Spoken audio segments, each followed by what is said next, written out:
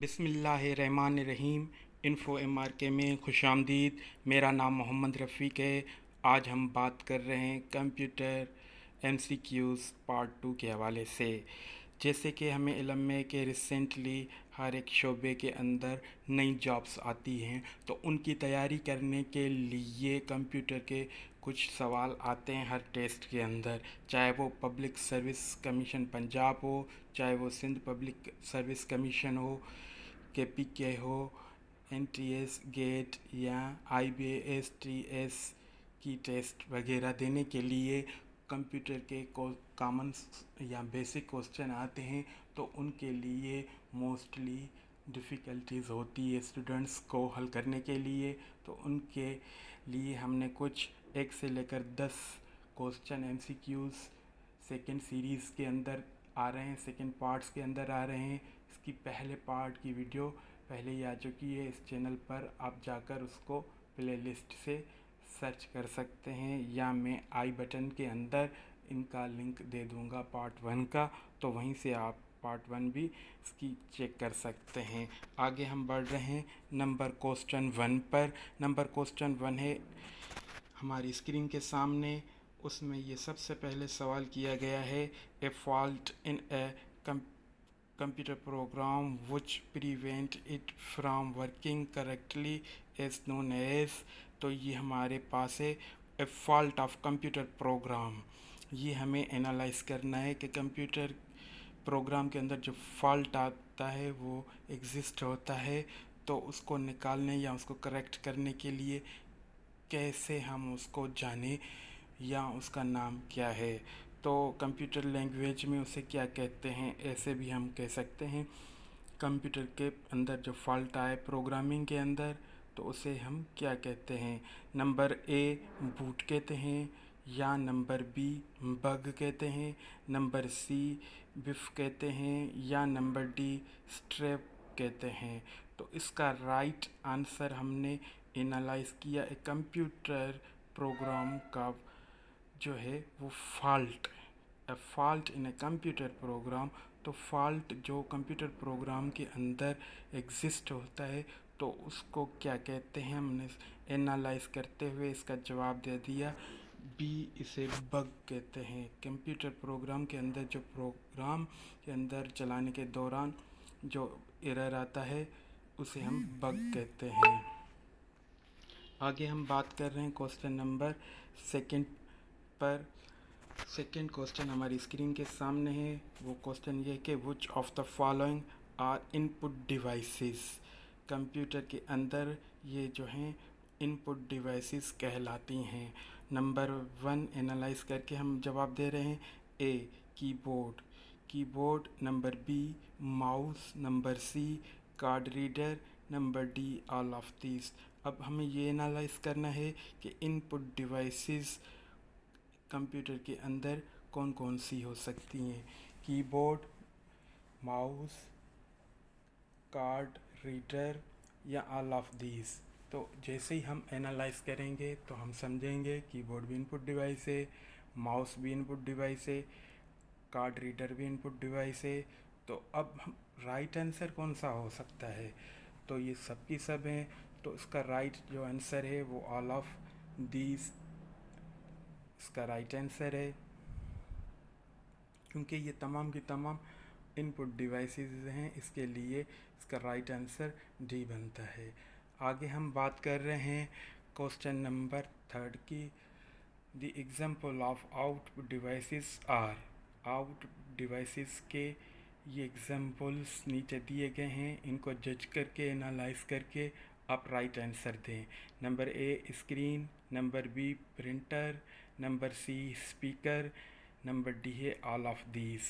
तो हम एनालाइज करके किसका आउटपुट डिवाइसेस का राइट आंसर देंगे, उनके एग्जांपल्स बताएंगे कि ये आउटपुट डिवाइसेस में शुमार होती हैं। तो हम एनालाइज करें, स्क्रीन भी आउटपुट डिवाइस रिज़ल्ट देती है, बी प्रिंटर भी रिज़ल्ट देता है पेपर पर, और सी स्पीकर भी आउटपुट वॉइस में देता है।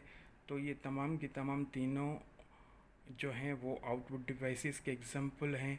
तो इनका जो राइट आंसर बनता है वह ऑल ऑफ दीज डी इसका राइट आंसर है आउटपुट डिवाइसेस का। आगे हम बढ़ रहे हैं क्वेश्चन नंबर 4 पर। क्वेश्चन नंबर 4 हमारी स्क्रीन पर आ चुका है, इसको रीड करें। The CPU and memory are located on the dash. CPU और मेमोरी जो है वो लोकेटेड कहाँ पर होती है? Number A expansion board, number B motherboard, number C storage device, number D output device. अब इनको हम एनालाइज करेंगे। CPU और मेमोरी कहाँ पर एग्जिस्ट करती है, कहाँ पर लोकेट होती है या अवेलेबल होती है। तो इसका राइट आंसर एनालाइज करते हैं, तो इसका राइट आंसर जो बनेगा वो बनेगा बी मदरबोर्ड। तो मेमोरी और CPU लोकेट करते हैं मदरबोर्ड के अंदर। आगे हम बात कर रहे हैं क्वेश्चन नंबर 5 हमारी स्क्रीन पर आ चुका है, उसको रीड करते हैं। The most common type of storage devices are.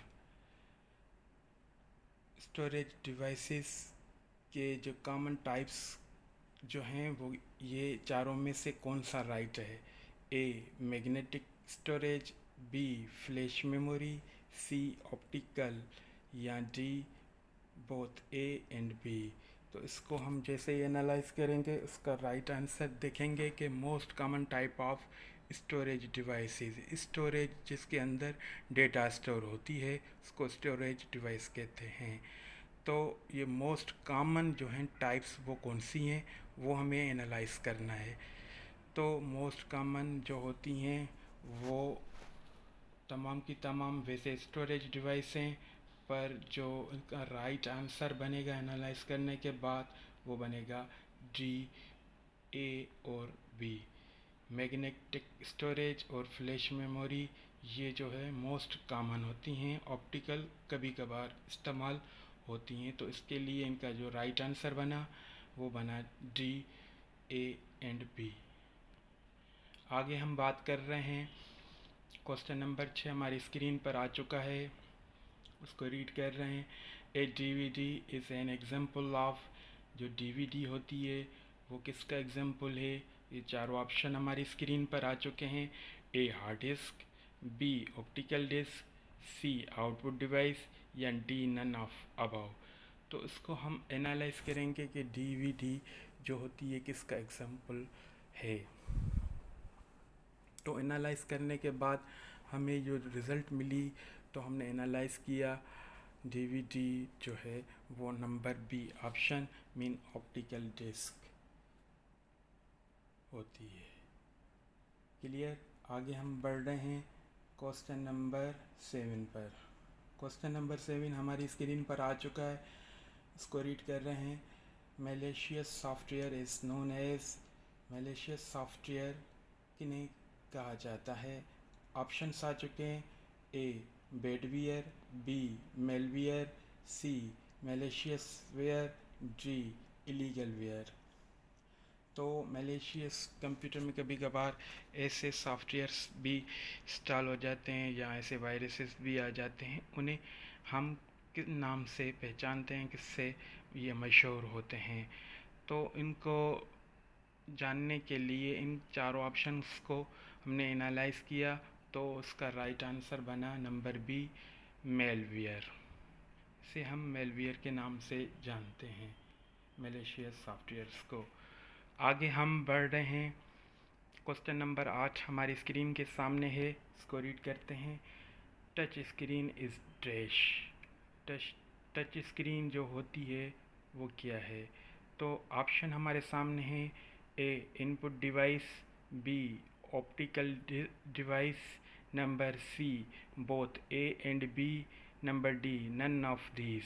अब टच स्क्रीन जो कि आजकल नॉर्मली मोबाइल्स टच स्क्रीन है या और सारे जितने भी डिवाइसेस आ रहे हैं वो आजकल टच स्क्रीन के ज़रिए आ रहे हैं। मकसद जो है टेक्नोलॉजी का एडवांसमेंट होना है, तो टच स्क्रीन एडवांसमेंट की निशानी है। तो अब हमें एनालाइज करके जवाब देना है कि टच स्क्रीन इनपुट डिवाइसेस में आती है, आउटपुट डिवाइसेस में आती हैं, किसके अंदर या बोथ के अंदर आती हैं, या नन ऑफ दीज। ये राइट आंसर नहीं है। तो हमने एनालाइज करते हुए इसका राइट आंसर जो बता दिया वो है सी, बोथ। इनपुट डिवाइसेस भी होती हैं ए और बी, आउटपुट डिवाइसेस का भी काम करती हैं, वो टच स्क्रीन कहलाती हैं। मीन इसके अंदर दोनों खुसूसियत है, इनपुट की भी आउटपुट की भी। तो इन्हें हम इनपुट भी कह सकते हैं, आउटपुट भी कह सकते हैं टच स्क्रीन्स को।